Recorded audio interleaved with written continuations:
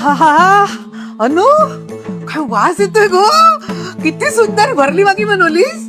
हो आई, आणि खीर पण केलीये. वा वा वा. अविनाश आणि शनायाचा भांडा फुटणार का? मी संसार माझा रेकीते या मालिकेमध्ये आता सध्याच्या भागामध्ये अनुप्रियाला अविनाशचा खेळ आणि अविनाशचं खोटं हळूहळू समजायला लागलं आहे. तिथेच अविनाशने आता शनायाच्या ऑफिसमध्ये जाणं सुद्धा सुरू केलं आहे आणि ह्याच्या मागे सुद्धा शनायाचाच हात आहे, कारण की आता त्या दोघांना जास्तीत जास्त वेळ एकामेकांबरोबर घालवायचा आहे आणि म्हणूनच आता अविनाश आणि शनाया एकाच ऑफिसमध्ये एकत्रच काम करताना दिसतात आणि आता शनाया त्याची बॉस सुद्धा झाली आहे. तिथेच जेव्हा प्रथमची तब्येत खराब होते त्यावेळी सुद्धा अविनाश टाइम वरती पोहोचत नाही आणि जेव्हा पिहू त्याला फोन करते तिला मागून शनायाचा आवाज सुद्धा येतो.